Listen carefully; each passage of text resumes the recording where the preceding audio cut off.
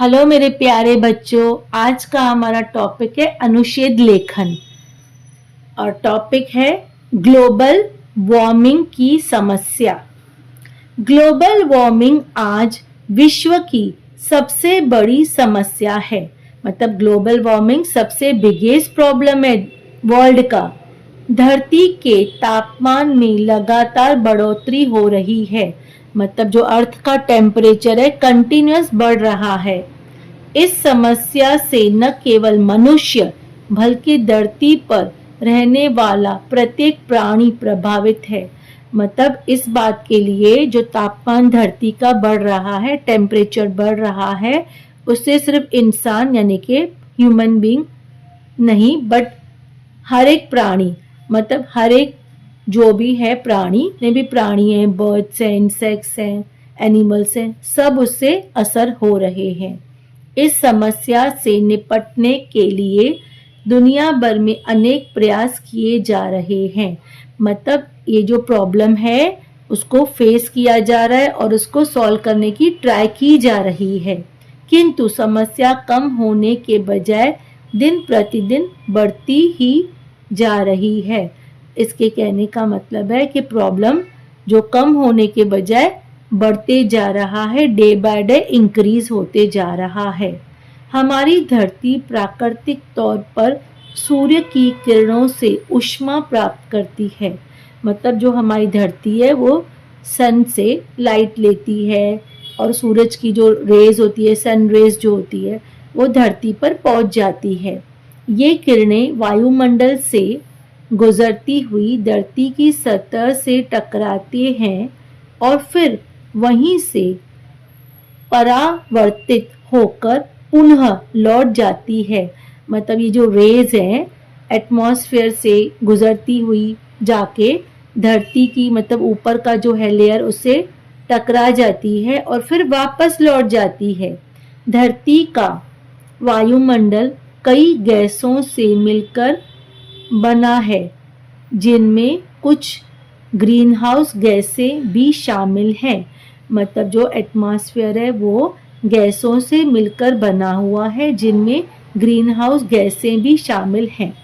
इनमें से अधिकांश धरती के ऊपर एक प्रकार से एक प्राकृतिक आवरण बना लेती है। मतलब ये जो गैसेस हैं वो एक लेयर बना देती है।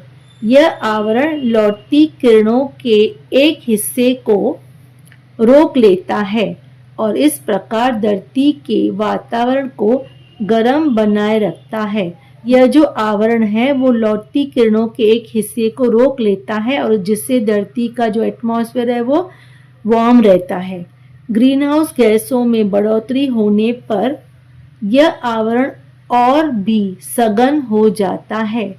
ऐसे में यह आवरण सूर्य की अधिक किरणों को रोकने लगता है। मतलब ये जो लेयर है क्या हो जाता है, स्ट्रांग हो जाता है और जो सूरज की जो किरणें हैं उनको अधिक, मतलब ज्यादा रोक लेता है, जिससे धरती के वातावरण के तापमान में लगातार बढ़ोतरी होती जाती है। मतलब उससे क्या होता है, किरणें टिकी रहेंगी तो क्या होगा, जो अपना टेम्परेचर है लगातार बढ़ते जाता है। ग्लोबल वार्मिंग की समस्या के लिए सबसे ज़्यादा जिम्मेदार मनुष्य की गतिविधियां हैं। मतलब जो ग्लोबल वार्मिंग है उसके लिए कौन है, ह्यूमन बीइंग्स, और उनकी जो करते हैं गतिविधियां, मतलब एक्टिविटीज़ उनकी, वही उसके कारण है। मनुष्य की गतिविधियों से carbon dioxide, methane, nitrogen oxide इत्यादि ग्रीन हाउस गैसों की मात्रा वातावरण में लगातार बढ़ रही है। मतलब इंसान जो है उसकी जो एक्टिविटीज़ है उसके कारण क्या हो रहा है, carbon dioxide, methane, nitrogen oxide, सभी जो ग्रीन हाउस गैसों की मात्रा बढ़ रही है, जिससे वातावरण में गैसों का संतुलन बिगड़ता जा रहा है। मतलब जो जितनी मात्रा में गैसें हैं जिनका जो बैलेंस है वो ऊपर नीचे हो रहा है। यही आवरण सूर्य की परावर्तित किरणों को रोक रहा है, जिससे धरती के तापमान में वृद्धि हो रही है। मतलब ये जो लेयर है वो सूरज की जो किरणें हैं उसको रोक लेता है और उससे क्या हो रहा है, धरती का जो तापमान है बढ़ते ही जा रहा है। वाहनों एवं उद्योग से अंधाधुंध होने वाली गैसीय उत्सर्जन और प्रदूषण की वजह से वातावरण में कार्बन डाइऑक्साइड में बढ़ोतरी हो रही है। अब यहाँ बता रहे हैं जो व्हीकल्स हैं और जो फैक्ट्रीज हैं उनमें से गैसेस जो निकल रही है और जो पॉल्यूशन हो रहा है उसकी वजह से जो एटमॉस्फेयर है उसमें कार्बन डाइऑक्साइड गैस जो है वो इंक्रीज होते जा रही है। बड़ी संख्या में हो रहा जंगलों का विनाश भी ग्लोबल वार्मिंग का मुख्य कारण है।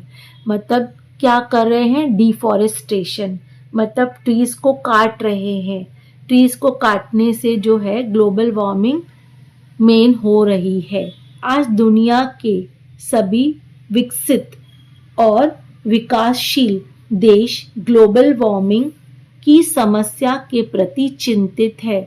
मतलब दुनिया के जो सभी डेवलप्ड कंट्रीज हैं और जो डेवलप हो रहे हैं वो सभी ग्लोबल वार्मिंग के लिए बहुत टेंशन में आ गए हैं। अब समय आ गया है कि समस्या से निपटने के लिए सार्थक प्रयास किए जाएं। अब यहाँ पे बोला जा रहा है कि ये प्रॉब्लम को सॉल्व करने के लिए अभी वक्त आ गया है कि इस प्रॉब्लम को सॉल्व किया जाए, अदरवाइज टेम्परेचर बढ़ते रहेगा और फिर गैसेस इम्बैलेंस होती रहेगी और फिर वेदर चेंज होते रहेगा। तो यहाँ पे हमारा ग्लोबल वार्मिंग की समस्या का पैराग्राफ राइटिंग समाप्त हो गया है। तो कैसा लगा मेरा वीडियो, अच्छा लगा तो प्लीज़ लाइक शेयर और सब्सक्राइब कर दीजिए। Thank you.